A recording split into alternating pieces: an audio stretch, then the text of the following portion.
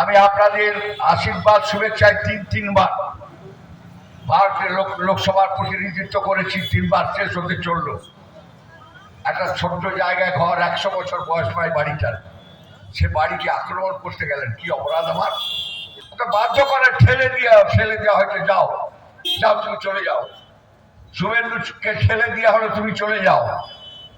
শুভেন্দু যায়নি, একবারে ঠেলে দেওয়া, চারধারে ওয়াটার পিস্টলের মতো ঘিরে ধরে নিকালো সলা ইতিহাসে।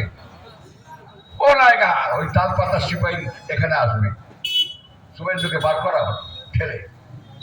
আমি আজকে ক্ষমা চাই আপনাদের কাছে, দলকে চিহ্ন ধারণ করে ক্ষমা চাই। এই কারণে ক্ষমা চাই, আমাদের ভুল ছিল, প্রায়শ্চিত্ত করতে হচ্ছে দাঁড়িয়ে আজকে।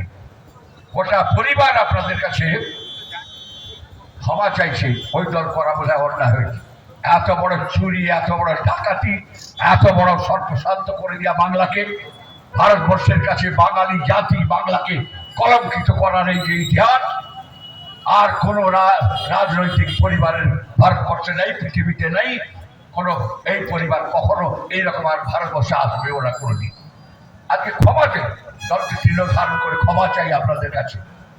অপরাধ হয়েছে সেদিন যাওয়া, লক্ষ লক্ষ কোটি কোটি জীবনের সব রোজগার টাকা বের করে দিয়ে 1টা 2টা 5টা কনফারেন্স করে দিল্লি বা কাঁথিতে তমলুকে হলদিয়ায় এই দলকে প্রতিষ্ঠিত করেছিলাম জান দিয়ে।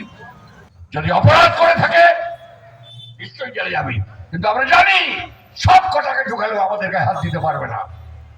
ও কালো কাজ আমাদের পরিবারে কেউ করে না।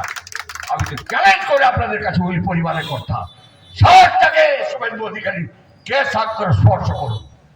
143টা মামলা করেছেন পশ্চিমবাংলা পুলিশ, কার ইঙ্গিতে মামলা করেছেন। আমি ঘাড়ে ধাক্কা দিয়ে আপনাদের পেনশন থেকে টাকা আদায় করব না। আমি লড়াই করে বাঘের বাচ্চার মতো আমি আমার পরিবারকে রক্ষা করতে জানি। আজকে তাই আপনাদের কাছে খুব দৃঢ়তার সঙ্গে বলি, এত বড় চোর, দুর্নীতিগ্রস্ত, ডাকাত গভর্নমেন্ট এর আগে আসে